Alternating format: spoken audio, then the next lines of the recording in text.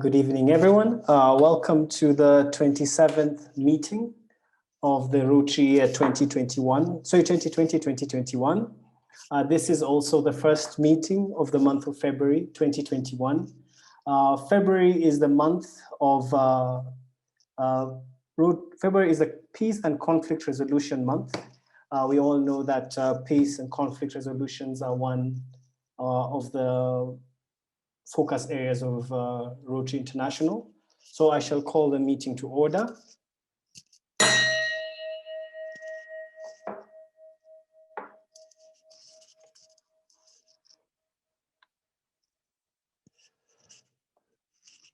So we shall start the meeting with the Rotary Grace, which will be led by Rotarian Janet Okumu. Rotarian Janet. Good evening, guys. I hope you're well. Let's start by the grace. O God, giver of all good, we thank thee for our daily food. May Rotary friends and Rotary ways help us to serve thee all the days of our lives. Amen. Amen. Thank you very much, Rotarian Janet. Next is a loyal toast, and this will be by yours truly, the President. So those who have a glass, please charge it. If you have a glass, a mug, charge it. If not, place your hand over your heart. To His Excellency, the President of the Republic of Kenya, to the President. To the President. To the President. Thank you. Next, we have the four-way test by Rotaractor Nixon Obaga.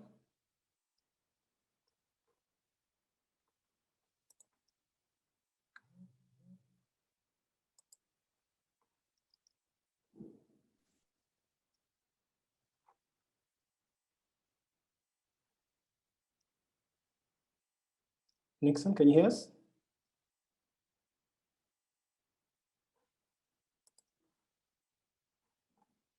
Can we have someone to assist? Rotarian Carl Eric Oport.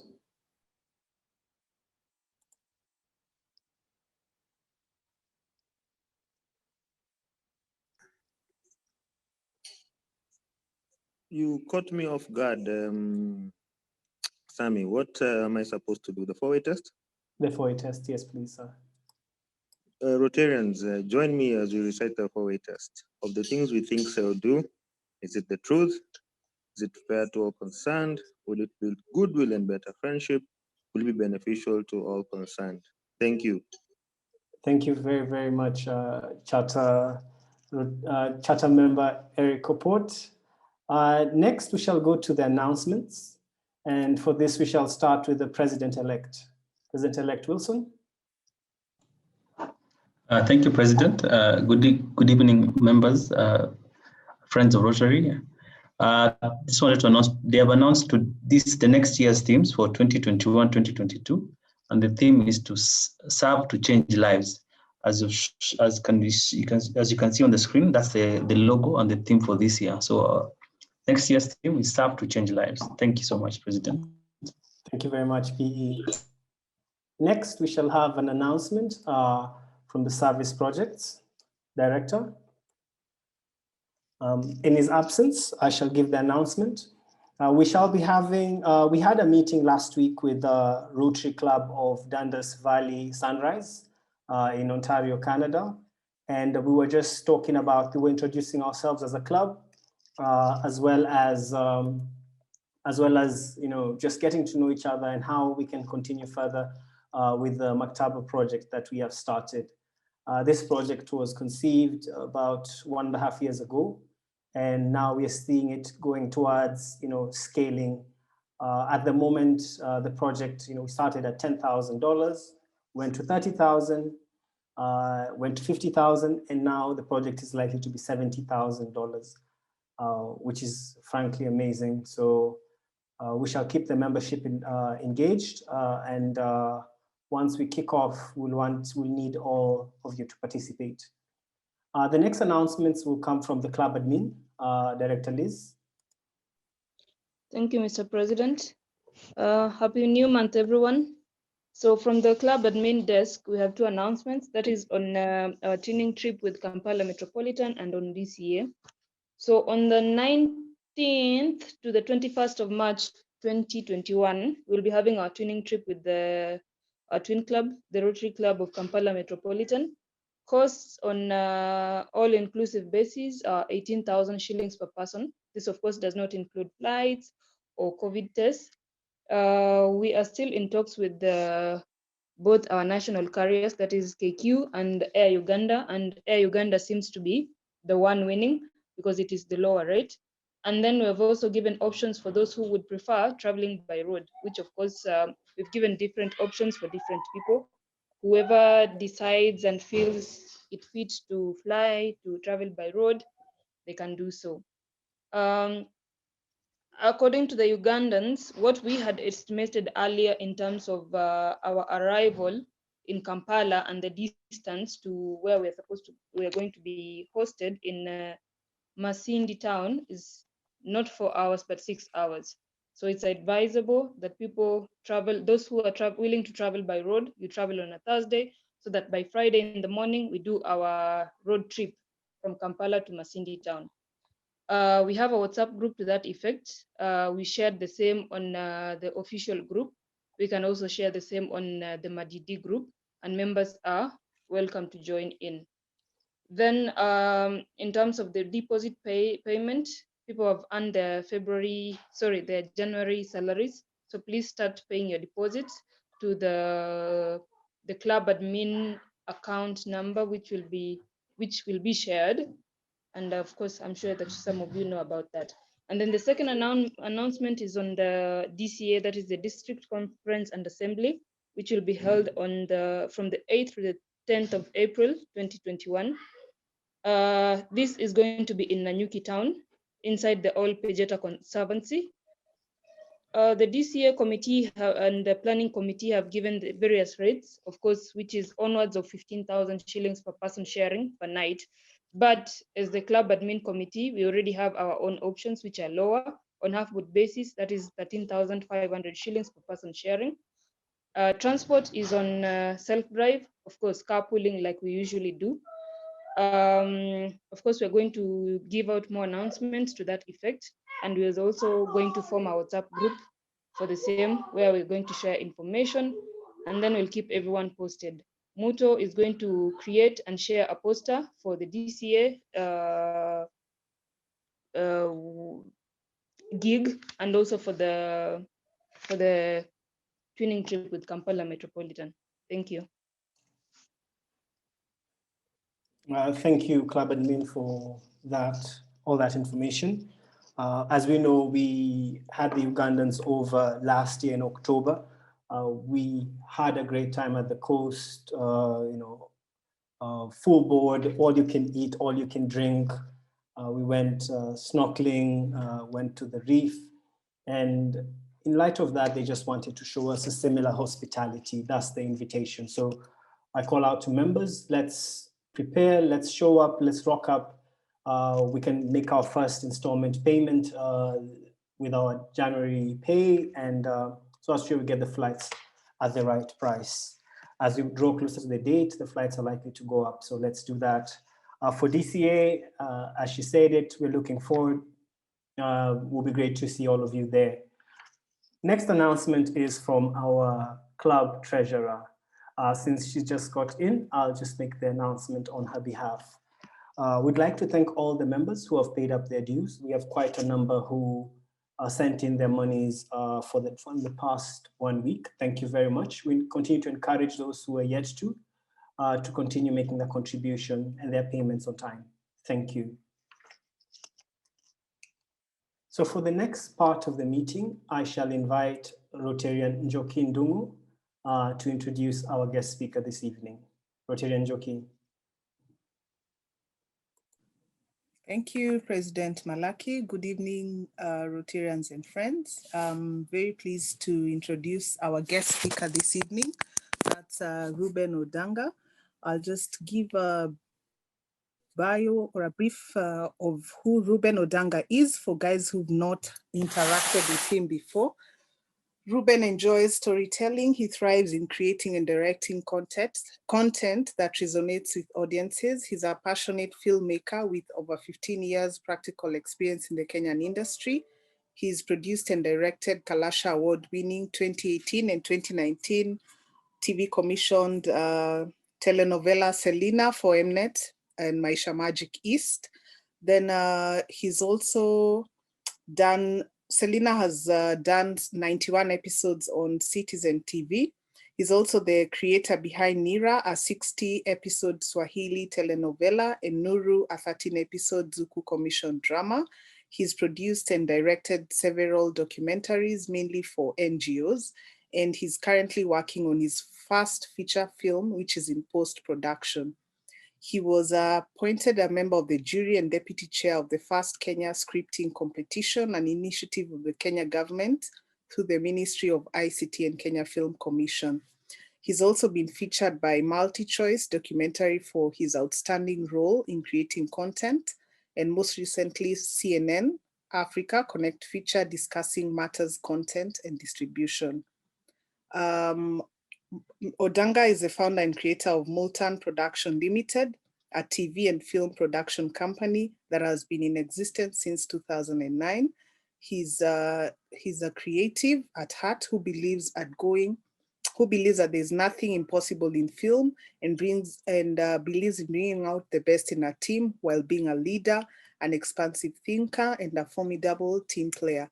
So tonight, Reuben is going to talk to us about the evolution of the film industry in Kenya and how we can plug in as just regular citizens to support the Kenyan film industry. Karibu sana, Reuben.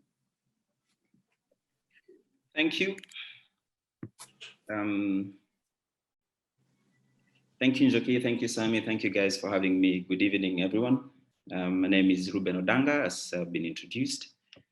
I'm a storyteller. That's what I do. At least it pays rent. And yeah, I've just happened to be in a space, you know, the film space in this country, and seeing it evolving to the present time where it's actually a career as we speak. Because most of us, when we started out, it was more of a passion. There were no role models, and many people never really understood what it is. Yeah, so just to clarify what Njoki said, I think Selena, currently we are doing, I think, episode 680. By end of March, would have clocked 700 episodes. So I think that's a first in this country, especially for a show that runs every day, Monday to Friday. If you come to our set, I call it a conveyor belt. So Monday to Friday, I have people on set, and it's, you know, we're shooting, cutting, editing, color grading, and at the same time delivering, because it can't miss going on air. So it's quite an exciting time for this industry, where you see many young people, young and old, getting employed. In Selena, we have 60 people in employment, and, you know, another almost like 15 who are contracted. So you can imagine having a number of that kind of people for the last three and a half years producing content. It's such a joy. So my topic for today was evolution of film in Kenya. I hope I'll, you know, give it justice, but I'm looking forward to a question and answer session so that I can clarify anything, or maybe you can have a better discussion. And feel free if you want to interrupt me and just ask a question and stuff like that. Yeah. So where do I start? Let's get to the real thing. So film in this country, history dates it back to early 50s. I think that's when the first film was shot in this country. And we had a lot of films, several films that were shot between that time to the mid-90s. Some of them, the award-winning film by an adaptation of the book by Cookie Gallman, that won an Oscar. But most of these films, I must be very clear, they were Hollywood films. So they were not necessarily Kenyan films. There were films by a white person, a Hollywood filmmaker who was trying to tell his own story and a perception of how he or she viewed Africa and viewed Kenya. So most of those films were being done from that angle. Also, it's important to say that film was a very, very expensive process or procedure then. It still is up to now, but then it was very, very expensive because the technology wasn't as advanced as it is now. People were shooting on real film, and that film was very, very expensive. So we had a lot of films, several films then, but just like I mentioned, most of those films were very Hollywood, very Western perspective of Africa. Then we come to the mid-1995 towards 2000, and we had a new technology had come out called DV, which is like digital video, where people would now record with slightly smaller cameras. The quality wasn't great, but at least, you know, we're able to do something. And this is where I think Nigeria just had a start and took off. And if you remember very well, most of their films then were funded or inspired by Christianity or stuff like that. We joke, in my circles, we joke and we call them a glory to God films, because all of them would end with a glory to God production or something like that. But they managed to fill a gap. And the gap was that they were telling local stories. The quality wasn't very good. The technicalities and weren't perfect, but they were just based highly on storytelling. In Kenya, I think during that time, in the 2000s, we had Njeri Karago's Dangerous Affair, Project Daddy. Maybe some of you remember those films. Naliaka is Going, and many, many others. Later on, we had Bob Nyanja with a film called Malund, which I think was a very, very interesting concept. I think that must have been around 2003, 2004. And many other films followed after that. These films did very well in the festival circuit, but they never did very well with the locals. And the reason why I say the locals, because they suffered from lack of proper distribution. Kenyans couldn't access these films. And still now we face the same challenge. We don't have a proper distribution channel. So most of the Kenyans can't access local content. And because of that, then we are not producing content at the level, the industry cannot be banked to produce content regularly. So we had, so going back to where I was, we had the Bob Nyanja and his film Malund, and we had the likes of Wanuri making their debut with a short film Rasta, and later on she did From a Whisper, a brilliant film about the 1998 bombing. I remember watching From a Whisper at then 20th Century, and I think we were like 4 people in the auditorium or something like that. So you can already begin to see the challenge that guys had to do distribution. So most of these people never went to do more films because they pumped in money and investment into their first film, second films, and they were not able to recoup any shilling back. But during the same time, something very interesting happened in the name of Citizen TV. Citizen sort of like revolutionized TV by that time, with the likes of Papa Shirandula and Inspector Mwala. And around 2006, 2007, NTV had the likes of Wash and Set, and there were Better Days, if you remember all those programs. And you know, they began to give hope to this industry. In fact, Papa Shirandula is a spin-off of a role that the late Charles Bukeko played in the movie Malund.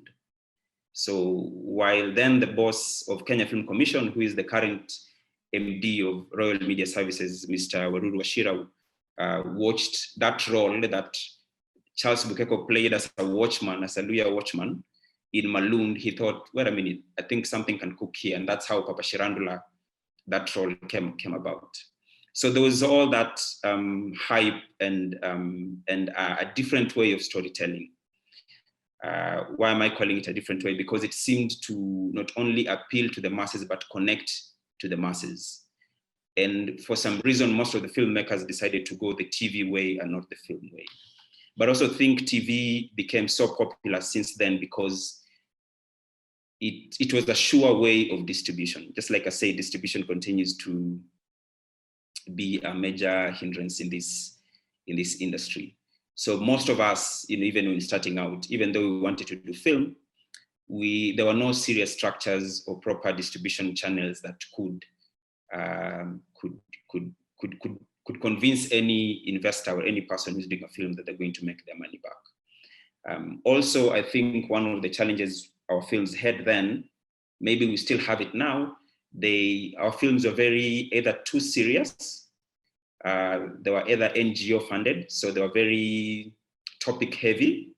They were more of what you call edutainment, you know what I mean? They're very preachy with very heavy subject matter, subjects like AIDS kill and stuff like that. And so they were not appealing to the wider audience. The wider audience is, first they just want to be entertained before they can be preached to about what is right or what is wrong. So then there was that, I feel that is one of the things that, made the film industry to stagnate a bit, because our films were either too serious, too preachy, or they were too dark. By dark, I mean, maybe they were a bit too ghetto. While there's nothing wrong with those kind of stories, the majority of people just want something aspirational, something that they can just, escape and find happiness at the end of the day and watch something that, they don't feel preached or something like that.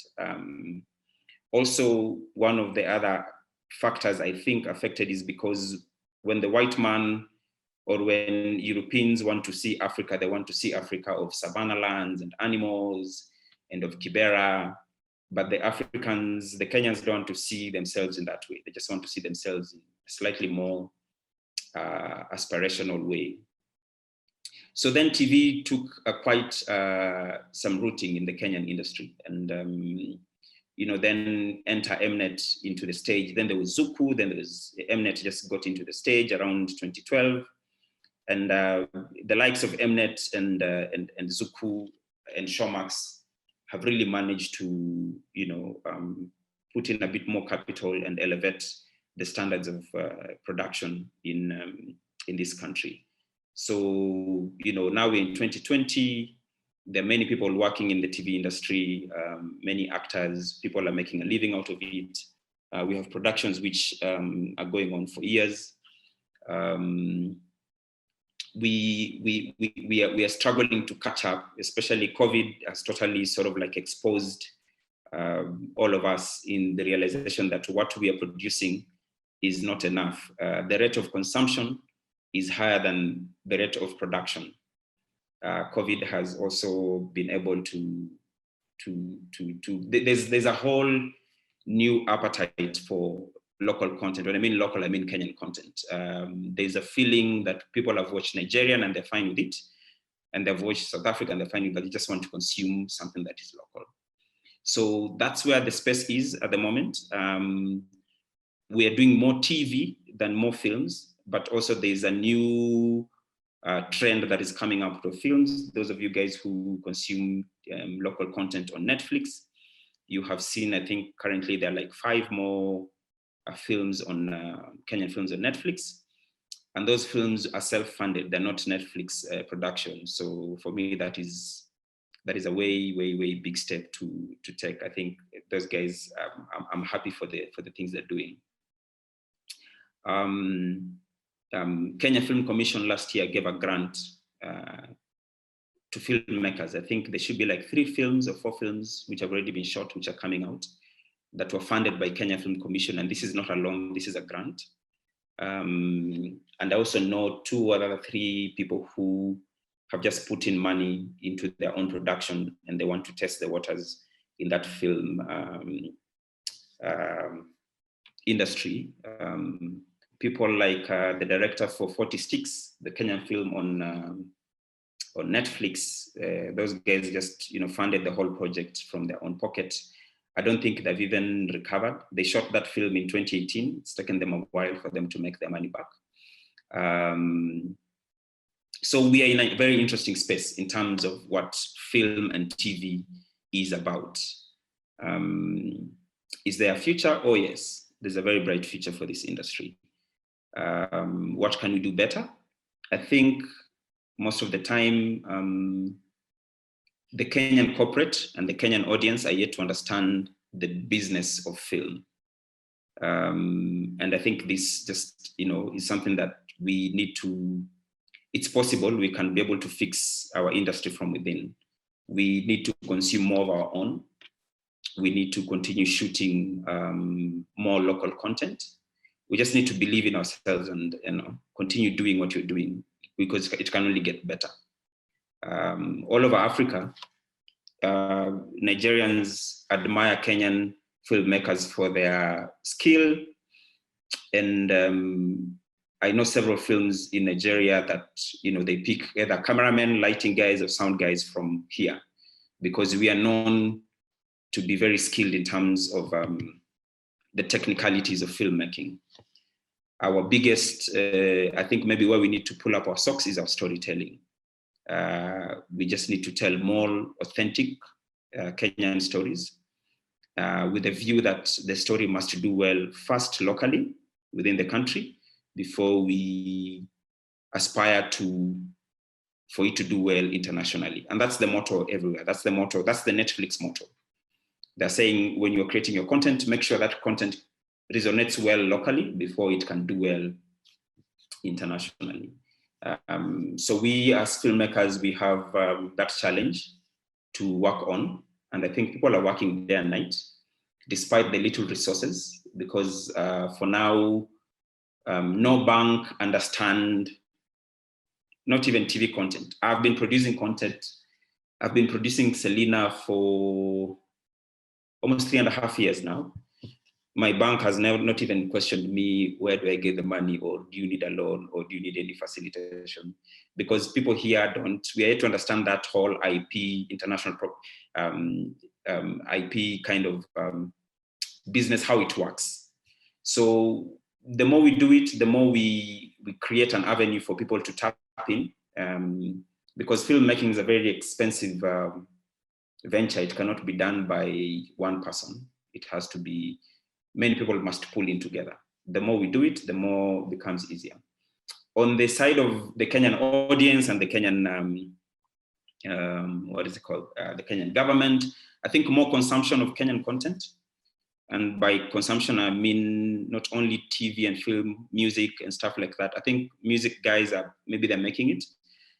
I think there's a time gospel music in Kenya was doing very well because most people are consuming local content. Because the more we consume, the more, the producers make money back, and we're able to plow more money and make it more of a venture than sort of like an NGO CSR kind of thing. So I think that's where we are. I don't know if I've summarized it a lot. Maybe I can open the floor for any question or any comment before we move forward. Thank you. Thank you very, very much, Reuben. So can we take 2 questions as he takes his tea break? He's from an area that they love tea. So I know you, Sami. So we shall start with Liz Nyaga. Thank you, Mr. President. Reuben, thank you for that informative talk. So I have a 2-part question.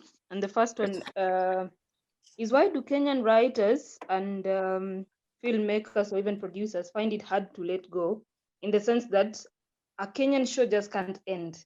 There's no suspense, there has to be drama, there has to be plot twists, there has to be twists and turns. Because sometimes what we've realized as Kenyan consumers is that you writers and producers, you have to milk a show. You have to, you know, as in you have to do everything, milk dry a script in order to, I don't know, maybe it's for the money or whatever. I may sound harsh, but that's okay. This, for example, a show like Maria, when it started, it was an awesome show. Then after some time, maybe a year, 6 months down the line, guys are like, why? Isn't there so much that has been introduced? A show just can't end in suspense. And then the second part of the question is, with the way things are going, how sure are we of the future of film industry in Kenya? That is not only TV, but also of film, because the way things are going and with the latest trends, influencers are taking place. Because of, if we are looking for entertainment, I may not necessarily have a TV in my house. I may not necessarily be focused on, you know, going to maybe watching a TV series, maybe watching a Kenyan film, because I can get my entertainment from where? From something like Instagram, something like TikTok, that kind of thing. Because I mean, these very same influencers can get endorsements, and then in terms of education, I can get it from there. So with those many questions, what do you think? Thanks. Should I answer this before you pick the next question, or what do you think? Let me pick the next question, and then you can answer two of them. So the next question from Kevin Masharia. Thank you very much. Thank you very much, Reuben, for that talk. It was very engaging. Quick question: in terms of the production crew, from your your grips guys, your sound guys, your DOPs, etc.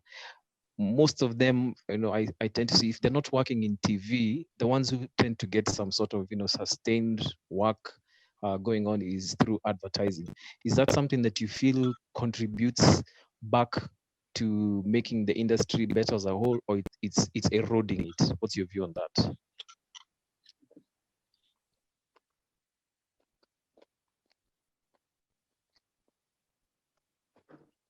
Okay, so thanks, Liz. That was quite it's quite a question. So I think there's a bit of misunderstanding here on how TV works. So TV works on ratings, purely on ratings, because ratings is advertisement, and advertisement is money, and then the circle continues like that. And that's why traditionally a season is 13 episodes. Basically, 13 episodes is a quarter of a year. So TV planning is done in quarters, okay? So after a quarter, then you're able to measure how your show is doing or stuff like that. But just to answer your question, it depends with the genre of the program. So when I talk about the genre, is it a telenovela? Is it a soap? Is it a drama? Is it a thriller? Is it a comedy? Is it a sitcom? Okay. So currently in Kenya, what we're enjoying is a lot of telenovelas. The Saida, the Marias, a bit of Kina, the Petes, those are telenovelas. And usually telenovelas, they're daily shows. And I think if you remember No One But You or The Rich Also Cry, that kind of stuff, those are telenovelas. And they are structured in such a way that they run for a long time. They can run for 3-4 years and then they end. Telenovelas are character-driven. They're not necessarily plot-driven, okay? So in telenovelas, the events are not real, but the actors are. We fall in love with the actors. So then that's why we build up, the actors become bigger than the story. In fact, most of the time, the shows will be the name of the main character. Maria, Selena, Monica, okay? Because you build that character, we make that character bigger than life. So the genre determines the style of writing for that show, okay? Sometimes, and most of the times, and this has happened on some few projects I've worked on, the writers clearly intend to end the show. But by the time they're coming to end the show, the broadcaster tells them, no, we must continue because the ratings are so good. And because the ratings are good, a certain client is only going to advertise if that show is going to be on air. So then you find writers slightly struggling to try and stretch that story because of that economical influence that is coming from the broadcaster. So sometimes that's what makes those decisions. Sometimes those decisions are like that because the nature of the show is that it's a telenovela. So the show is going to be running for a while. And because that is a new genre or style of doing things in this country, in this particular side of the world, you know, we had to get used to it. But in other countries, in Spanish, Indian countries, shows are going on for 2,000 episodes, 2,500. Recently, there's a show called Tinsel on Mnet Nigeria that just clocked 3,000 episodes. They have been shooting for years. You know, people have grown old, got married, whatever, and stuff like that.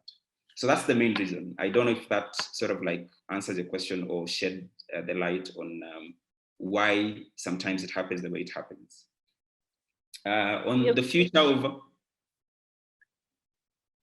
Liz, is that okay? Yeah, that's okay, thanks.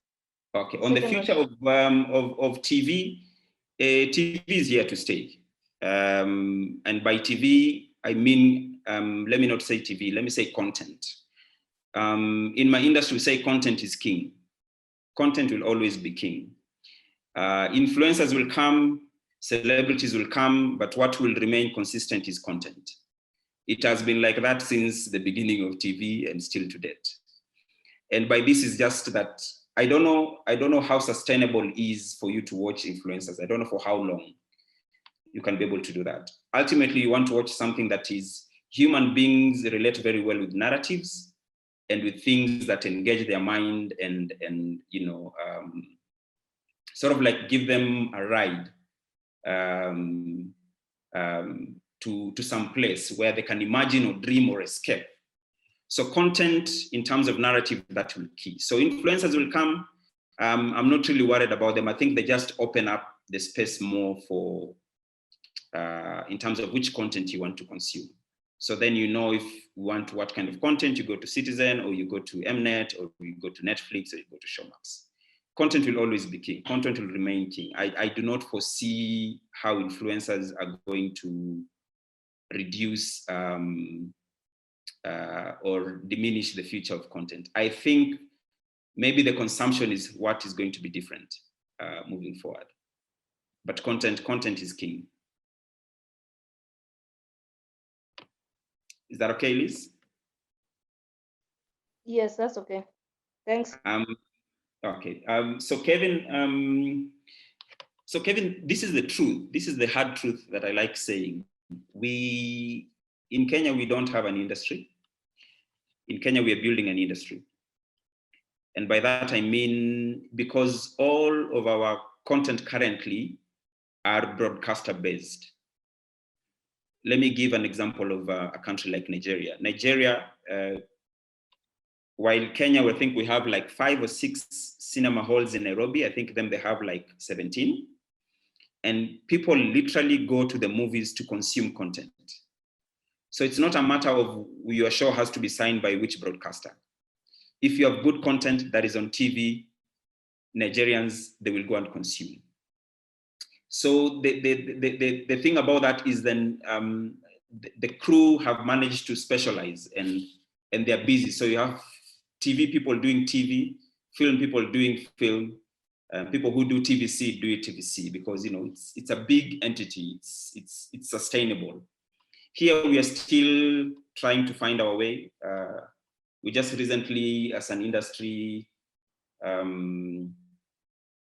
adopted a film policy that is going to cabinet. Hopefully it will be adapted into law. We don't even have a film policy. So we are trying to find our way.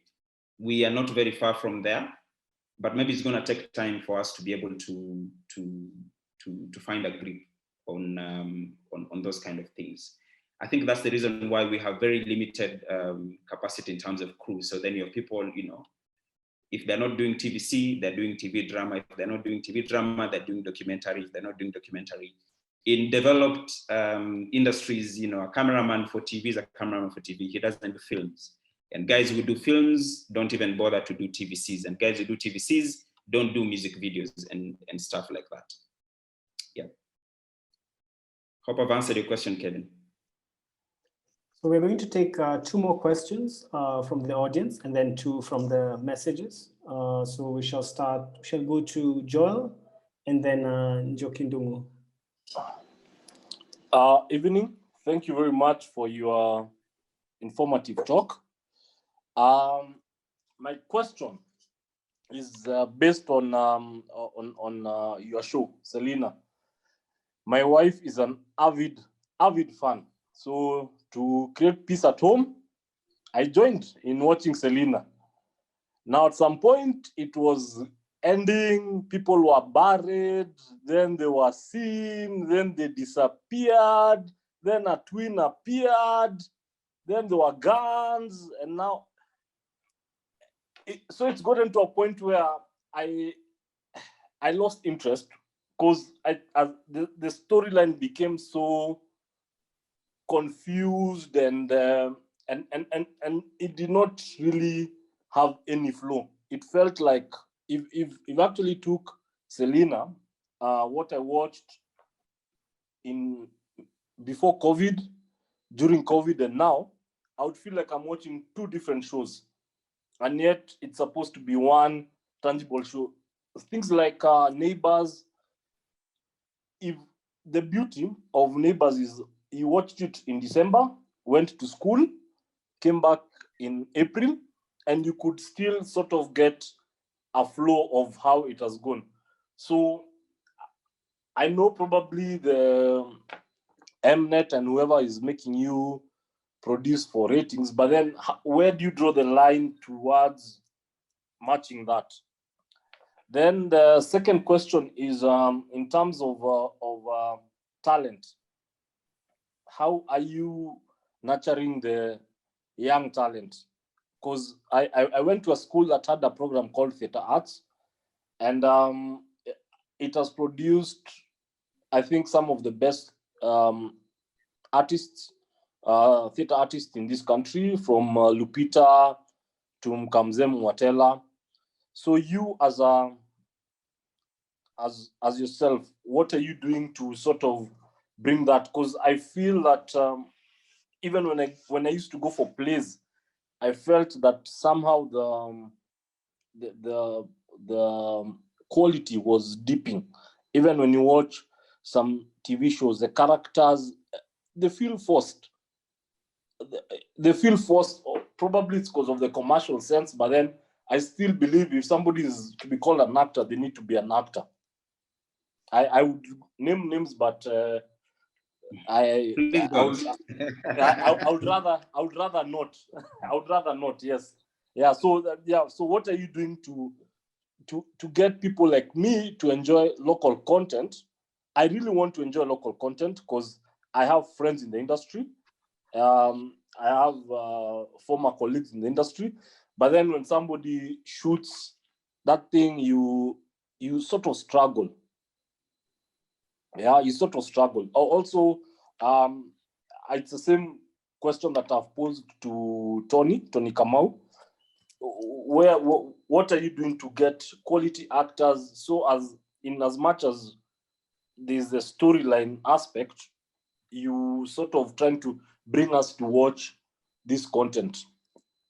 And we are the people now, you see now, again, these are the people who sit on those corporate companies that you're trying to look for sponsors or for product placement in your shows. Thank you.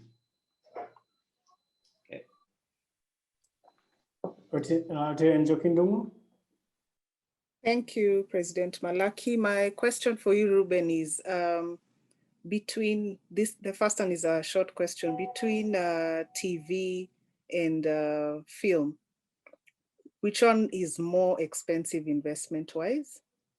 Yeah. Then the second question is, I get a bit confused about matters mandate between Kenya Film Classification Board and Southern is called Kenya Film Commission. Kenya Film Commission. You we've seen a number of films withdrawn from the Kenyan market because they didn't pass the Mutua test. So I struggle a bit with understanding the difference between the two. Then on corporates, you mentioned that the industry would do better if you had more corporates investing.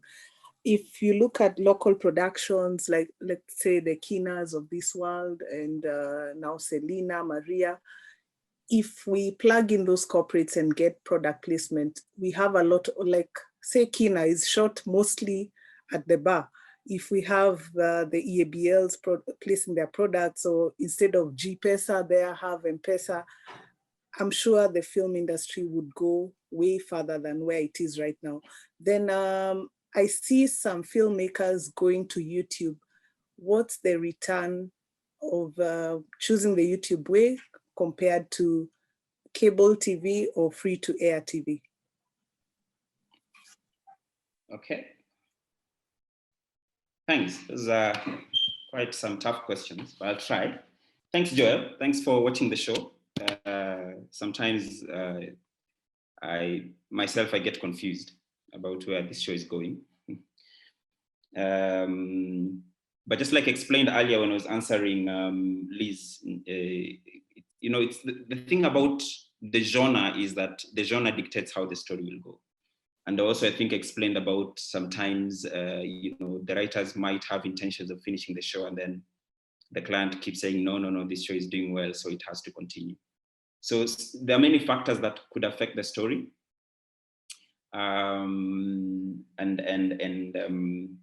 That explains why sometimes things go the way they go. But also, let me just draw you to something else. Maybe I wasn't very elaborate when I was answering, something to do with the genre. So the genre for Neighbors fall into what we call dailies. They were structured in such a way that they would go for years. And dailies, perfect shows for dailies are what we call, they're soaps.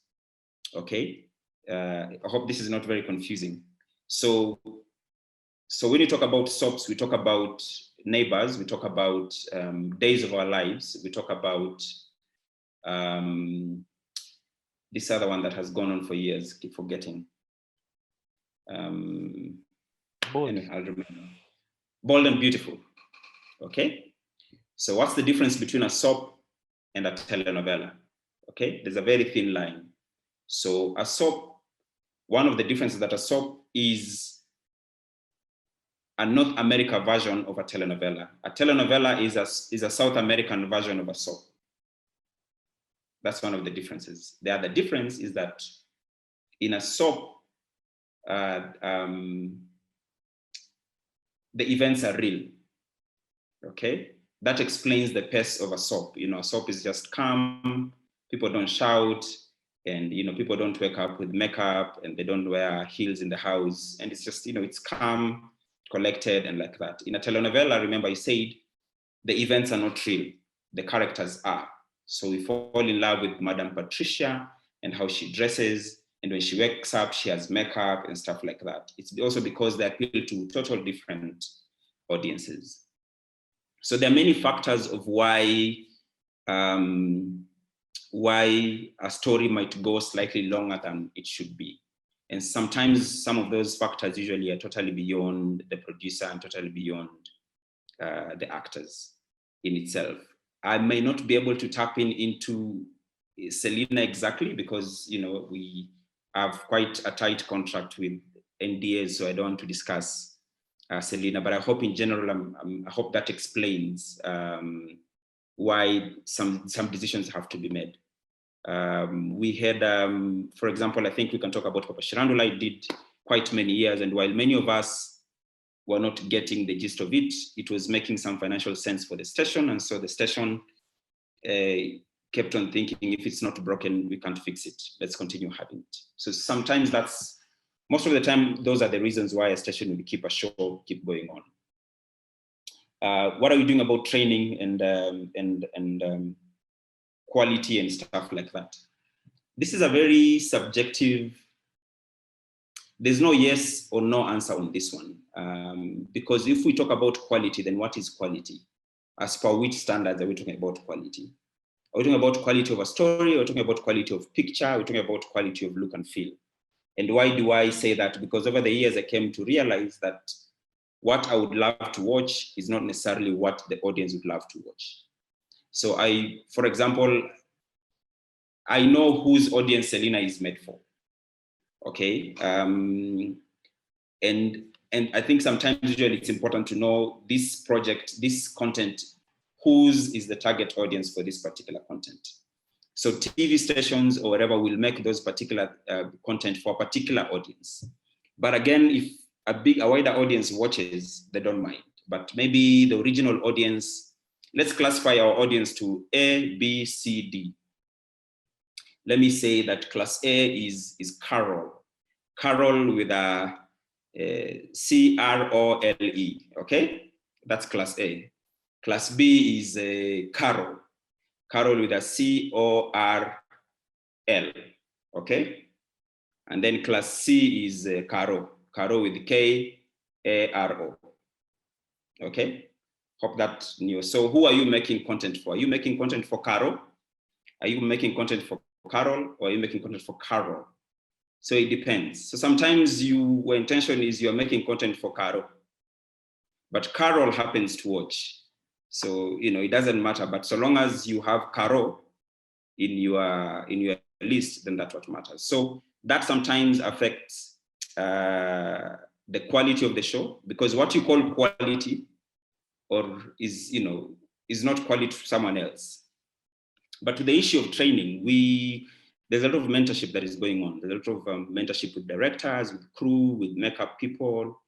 Even some of the actors, you know, end up picking directing and picking producing. So at the moment, even though we have schools that teach a bit of theater and a bit of acting and a bit of directing in the industry, we have a lot of mentorship programs that go on. When we started doing Selena, we were only 2 directors. As we speak, we are 4 directors. When we started doing Selena, I was directing. As we speak, I'm not directing. That shows you that there's been capacity building over time. When we started doing Selena, we were only shooting 1 unit. As we speak, we shoot 2 units. What that means is that we shoot the same day, 2 units. And 2 units, I mean 2 cameras at the same time. So it means wardrobe, lights, stuff like that. So it means there is a lot of training that has happened that you can't tell who is shooting, and you can't tell which director, and you can't tell which camera. So that is happening behind the scenes. And there's a lot of people who are picking up the new names which are coming up. Maybe in the next 2 years, there'll be a lot of difference in the industry we'll be able to recognize. I hope that answers you those 2 questions about quality, about directing, and also about training. Joel, I hope that does. If I go to Njoki. Okay. Yes, it does. If I go to Njoki, TV and film, which one is expensive? Film is very expensive. Film is very expensive. And the reason is it's not repetitive. So then the cost of productions are new in each and every location. So like Selena, I know I'll always have a sitting room scene. I'll always have a bedroom scene. I don't need to keep renting those locations, okay? With film, one location can be that location only for that scene, and then I have to move. And what also makes films very expensive is because film has a sense of realness that TV doesn't have. Okay, so film is generally very, very expensive. I'm in post-production of my film, and I think I've already gone past 4.5 mic. And I've not even bought music for the film. I've not even done color grading for the film. So film is generally a very expensive venture. Mind you, my film is low budget. It's extremely low budget. If you watch it, it's low budget. 60% of the time, people are in the house.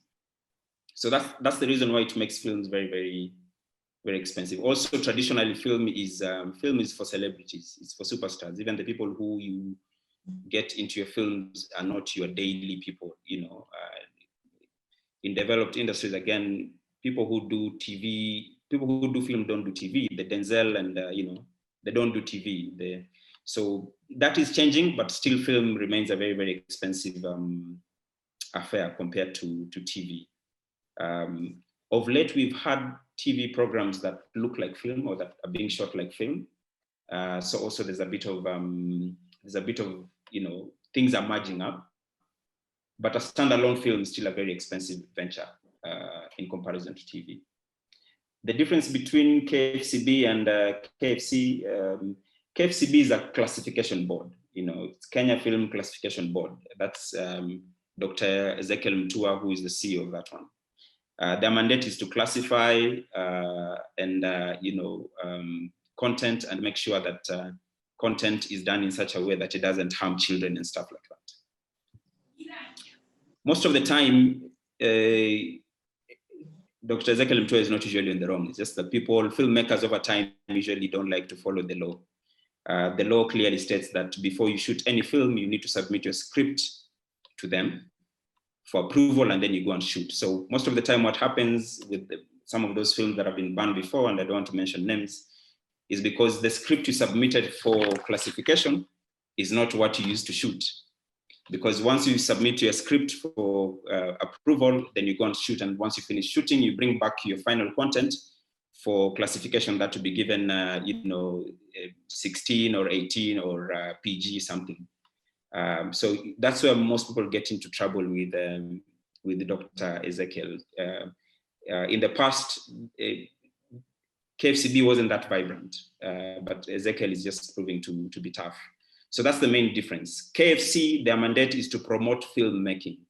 And their original mandate, if I'm not wrong, was to promote Kenya as a film destination for filmmakers. I think that is changing in the new policy that is coming in.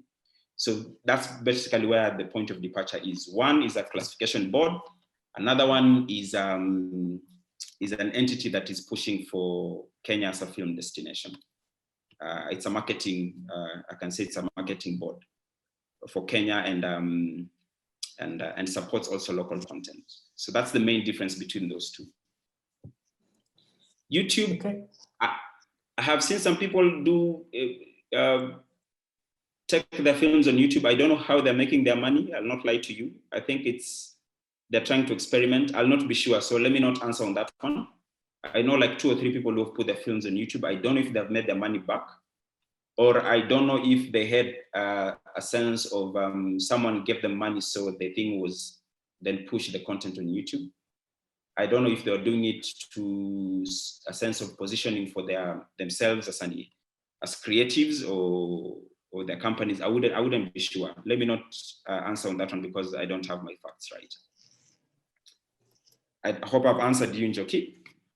Okay. So yes, but there's one bit on corporates and placement. Yes. Remind me, what was the question again? I think I didn't write that one down.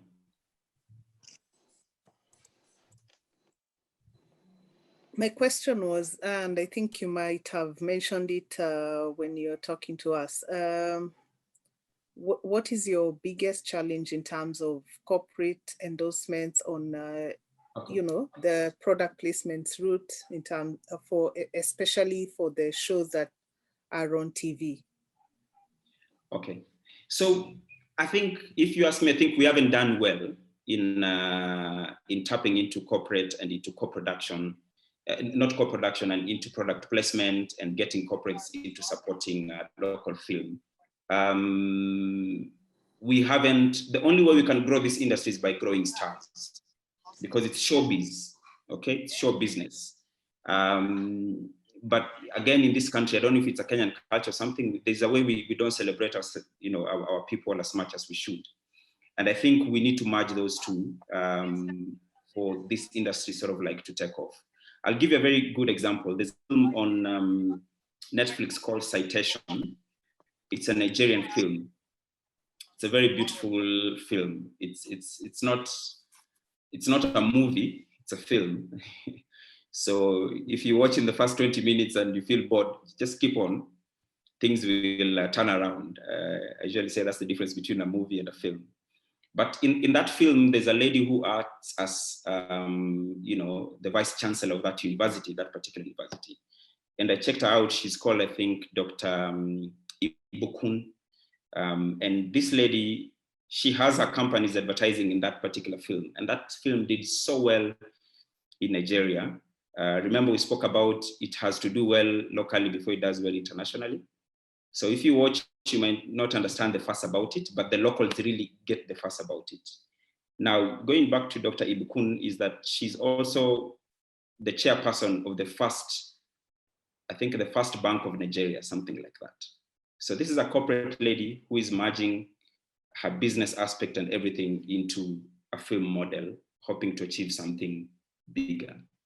And the results, the film did extremely well. It's done in 3 countries. It's done in Nigeria, Senegal, and Cape Verde.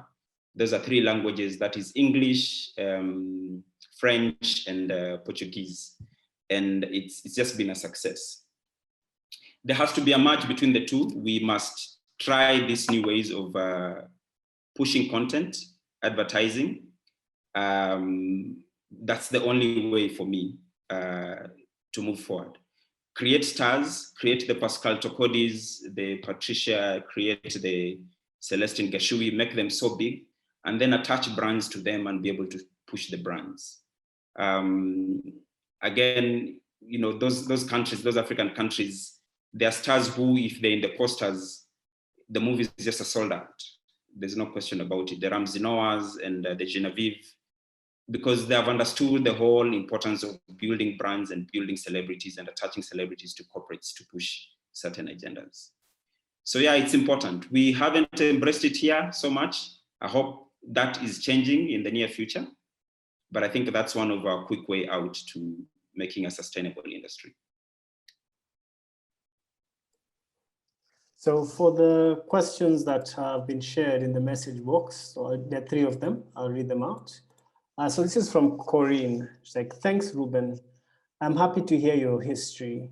Do you think Kenya is ready to host movies on a platform like Netflix? And how easy is it to monetize film content currently? From David Biama, for shows wholly dependent on a sponsor, what happens when the sponsorship is stopped? Finally, from Rose Bella, how do you turn an idea into a script, then into a movie? Okay, let me start with, do you think Kenya is ready to host movies on a platform like Netflix, and how easy is it to monetize film content currently? So it's not easy to monetize film content currently because we still are trying to create that distribution structure like I spoke. But yeah, we have 3 Kenyan citizens who, we have one of our own who was a producer here, who is head of indigenous content, Netflix Africa. And we have 2 people who recently just joined Netflix. One, I think, is head of indigenous production at Netflix Africa. So are we there? Yes, we are there. Netflix was supposed to start commissioning this year in Kenya. They just pushed it to next year. So I think it's just an issue of time. You guys, I'm sure you're consuming a lot of Nigerian things on Netflix and a lot of South African things. And I think the main reason is because those guys just have a bigger population than us. So then, numbers have to play a game there. And that sometimes usually works against us. We don't have those numbers online or in terms of subscription compared to those countries. So yes, we are almost there. Those who have managed to sell their movies on Netflix, the Sincerely Daisy, 40 Sticks, can I remember which one? I think 3 or 4 movies. They've made quite some. It's better than going to the cinemas. They've made quite some money, and which is, I think, is a good place to start. So yes, we are ready for that kind of thing to monetize, and people are doing, and people are shooting films as we speak. I mean, the industry, so I can tell you, people are shooting a lot of stuff. I think watch out from March, I think there'll be every month, after 2 months, there are films that are coming in. Even some government agencies are putting money into films currently, and not preachy films, but narrative-driven kind of films. So watch out for very good stuff that is coming out. The other question was for shows who wholly dependent on sponsors, what happens when sponsorship is stopped? So currently, I mean, in that kind of scenario, what would happen is then get another sponsor on board. But currently, most of the shows are what we call commission shows, and maybe you've heard that term being thrown here and there. By commission shows, by commission, it means that the rights, the copyrights of that show wholly lies with the broadcaster. Okay, so like Selena is an Mnet copyright fully, you know. So then I don't know how they do their metrics to make their money. But as it is, I think ratings determine whether the show will go on or the show will not go on. Most of the shows that have sponsors, when ratings drop, the sponsors will pull out. Or when the sponsors pull out, the show, you know, the show has to stop, unfortunately. The last question was from who? Just remind me, Sammy. It was from Rosbella. How do you turn an idea into a script, then into a movie? Okay. It's simple. You gather a group of writers, a group of creatives, and they can help you turn your idea into a script. But first, just write that idea of yours like a composition. Just don't complicate it. Just write it like a composition. That's where we start. If you come to pitch a concept to me, I tell you I just want a one-page pitch. If you go to Netflix, they tell you just give us one page. Don't kill yourself. Once you've put it in one page, the second step is copyright it. Because you can't copyright an idea, you copyright an expression of an idea. So copyright it. Once you've copyrighted it, then walk around and pitch it around. If I like what I see in the one page, trust me, we'll bring a whole team of guys around that idea and develop it into a script, into what we call a treatment, a summary, a synopsis, and then later on into a film script. So the film script is the last thing for us to do, but we have a lot of processes in between here that we can develop the idea. But the most important thing where you are, don't even bother writing a script. Don't even bother trying to write something elaborate about it. Just write a one-page composition of your story, as detailed as possible, as visual as possible. Also, remember, this is a visual medium. And then copyright it. And then once you've copyrighted it, let's have a chat. Let's see if the idea can work or not. Okay. Yes, Sammy. So the final question, and this is from me. Could you just let us know your path, from when you knew that film is your dream and this is your passion to where you are right now? Okay, so so I come from a very artistic family. All my brothers were in theater those days. I started acting in 1990. I don't know if that gives my age away. I was in class 2, but my elder brother was in theater, doing a lot of stuff with BBC at the Little Theater Mombasa. Then I went to primary school and I did a lot of drama in primary school. I was so active. I usually say I had a very colorful drama high school period. I don't know if I can share some of my pictures here. Can I share, Sammy? Yes, please, certainly. I'm trying to, how do I go? Sorry.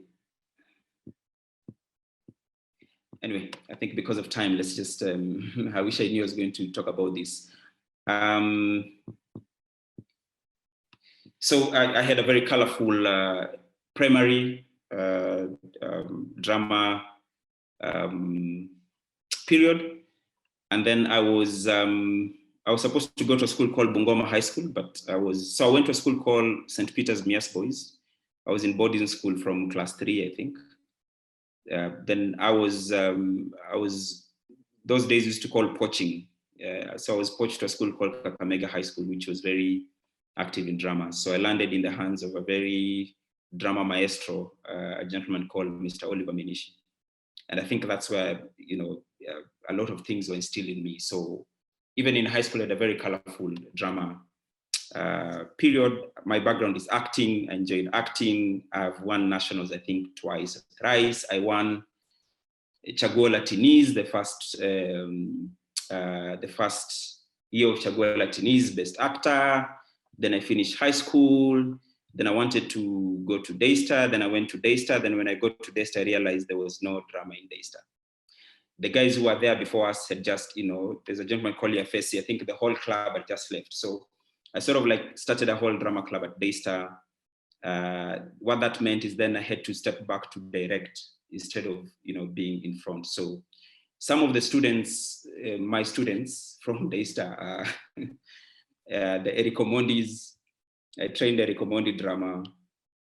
We're in the same drama club with Valerie Kimani, Ann Kiguta, Masi Masika, Neeman Talel. This day she calls herself Silayo. So that's my lot. So I had a very colorful drama also in campus. Then I wanted to go to film school after that. And I was admitted at AFDA, South African School of Arts and Motion Pictures, but I couldn't raise the school fees. So I did the whole Arambe thing and whatever, but it wasn't enough, man. Luckily there was Safaricom shares being floated. I thought if I buy them, maybe they'll go up with like 2 shillings or 3 shillings, because KenGen shares are done pretty well. But that flopped on me like flat. While at campus, I used to go train Nairobi School, where Mr. President was a student then. Sneak in Nairobi School and then sneak in at State House Girls. A friend of mine was used to write for Nairobi School. He's called Nelson Ashtiva. And that's how I used to make my little pocket money while in campus. So, Monday to Friday school, Saturday, I go to Nairobi School. Mr. President gets me a place to sleep at the sanatorium. Sunday afternoon, I pop in at State House Girls. And then, so after that, I couldn't go to film school. That was devastating for me. Then I just made a decision to move to Nairobi. Luckily, a friend of mine had gotten an opportunity to produce a show called Wash and Set. So I got into Wash and Set. And I did everything in Wash and Set. I was the production driver. I was assistant production manager. I just wanted to be on set. That grew until I left Wash and Set 2009. I joined another production company called Zenith Media. Zenith gave me an opportunity to shoot my own scripts. So I shot 2 short scripts that did very well at Kenya Film Festival and Zanzibar International Film Festival. That time I competed with Wanori at Zanzibar, and Wanori had a film called Pumzi. And we're in the same category, and Wanori had spent, I think, 1.9 million for Pumzi. I'd spent 15,000 for my short film, Saida. But I think the reception at Zanzibar made me realize I have something here. So 2012, I just converted Saida, the short film then, into a pilot, and Mnet picked it. And before we could deliver for Mnet, Citizen came along and doubled the offer for Mnet. And we moved to Citizen, and the rest is history. So since 2012, I did 91 episodes of Saida, and the beauty about Saida is that I own the copyright of the show. So I've managed to resell it like 4 times and made some money out of it. We did another one called Nira. Also, we own the copyright. We did Nuru, and then, we've done Selena. Selena is the longest I've done, almost clocking 700 episodes. And currently I have a feature film, which is in post-production. It's called Nafsi. Hopefully maybe around March, we'll be releasing the trailer. So that's where we are, but we at Ujafika, we still want to really, really push the envelope and raise the bar for film in this country. Yeah. Thank you very much. So for the next part, I'll invite Rotarian Joel. Rotarian Joel, are you available? Yes, I am. Yes, Rotarian Joel. So you will give the vote of thanks. Okay. Thank you for catching me off guard, but it gives me an opportunity to sneak in a question. If I want to place my products in Selena, who do I talk to? So I can get you a link to the marketing person at Mnet. Okay. Yeah, because it's a commission show, so it wholly belongs to them. But they're open to those kind of arrangements of product placement and advertisement. So I'll just get you the right person who you can talk to. Okay. Yeah. Anyway, as a way of thank you for entertaining us today, I think we've all learned a great deal. We have also had the struggles that you go firsthand, and I'm sure going forward, some of the non-believers in local content will be converted. Will also make an effort. You can share a link with your previous works where we can probably go, and something you can recommend where we can even possibly purchase. I believe in helping our own. I don't see why I should pay 1,000 shillings to watch a movie that will make millions, and yet we have talented people in the industry who are forging a way forward. And it was a pleasure, and we look forward to your production. In fact, Mr. President, when he has the launch, can we make it Rotary Social, where we get all the members to come for your launch? Not for free, we shall pay. Certainly. Yeah. Thank you. Yeah, not for free. Mark that, not for free, not for free. So thank you very much, and we are honored. Thank you for having me. Okay, thank you very much. So for the next part of the meeting, I shall invite our SAA Director Kevin to collect from us before we close the meeting. Thank you very much, President Malaki. So we're getting into the session now for fines. As usual, today is a Monday. It's a Rotary meeting day. So as part of the 4-way test, if you know you are not wearing your pin today as a Rotarian, kindly send 100 shillings. President Malaki has already put up the number, the M-Pesa number, as well as the Pesa link to send your numbers, your contributions to, and that's 100 shillings, $1 for each person who is not wearing their Rotary pin as a Rotarian. Second, we go to those who are late.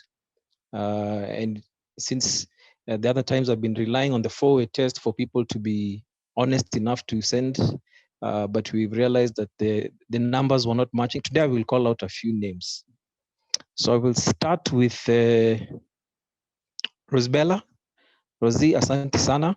Tutasinikiza na $1, followed by Biama, followed by Corinne, followed by Tina, Maggie, Joel, Namai as well, Keshi, Susan Odwor, Emily Otieno. Thank you very much. $1 each as a fine for being late for the meeting. And then we're also going to fine, as a sign of appreciation, Rotarian Eric Opot for being very quick to deliver the Rotary Grace, despite being caught, or rather what did he deliver? He delivered the 4-way test despite being caught off guard. So asante sana for that.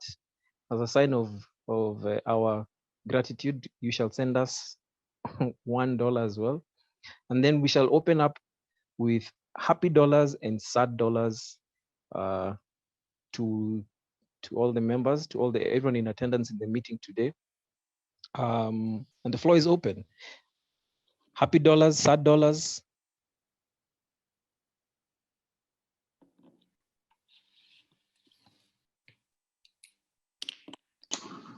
Kevin, Joel? can I start? Joel, I see your hand up. Okay, I have $3 happy. One for our guest speaker. Again, thank you for entertaining us and bringing some joy in our lives. Second one is for Monday. And third one for a blessed week to everybody. Asante sana, Joel.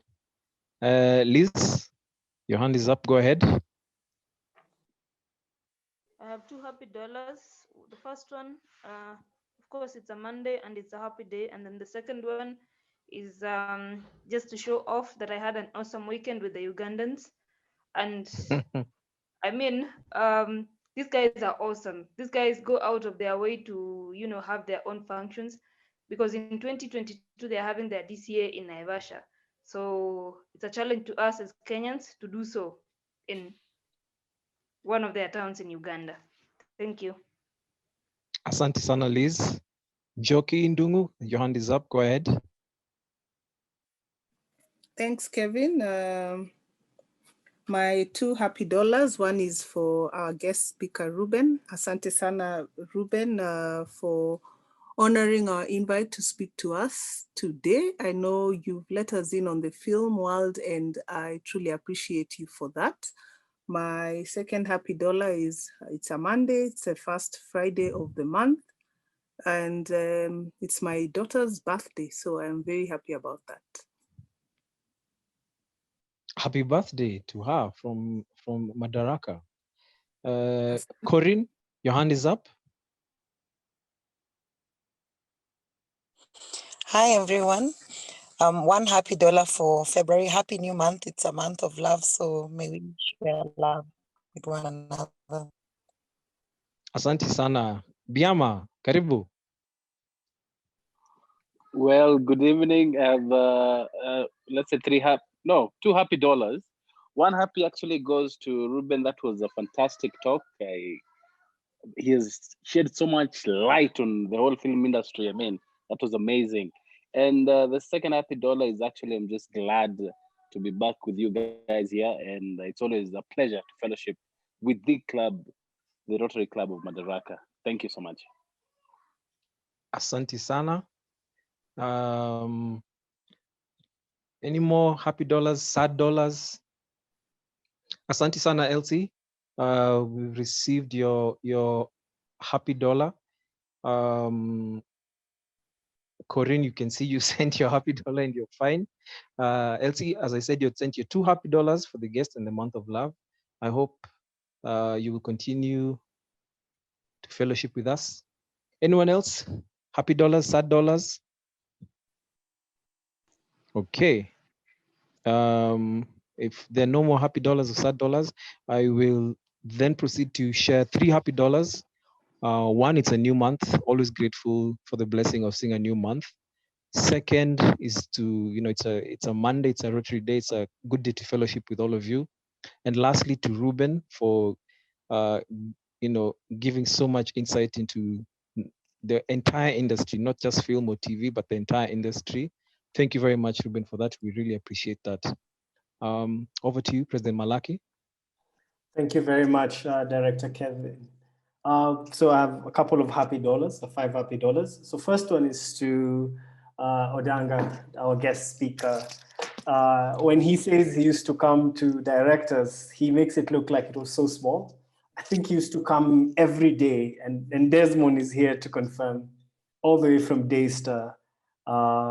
And him as a speaker and him as a director, two different things that I must say. Well, thank you very, very much. Thank you for, that commitment. I know that year was the first year we got to the galas of the drama festival. And, for me, that was the most memorable play I've been on. Sadly, actually, that was the last play I was on. Yeah, so that's my best memory of acting. Other happy dollar is it's a new month.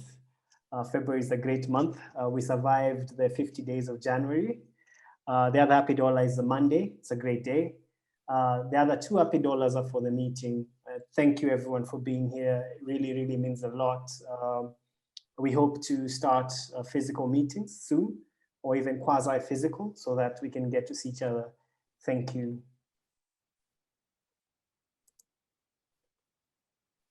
So for the final toast, so before I finish up, Reuben, please, you can drop your website, email address, or a card just in the message box, so that those who they want to reach out, maybe Joel has a script that he wants to pitch to you, he can easily do that. Or if anyone wants to learn something, or if anyone wants to partner with you, like Joel said, they can easily reach out to you. Thank you. Okay, so for the final toast, so if you have a glass, please charge it. If not, hand over heart.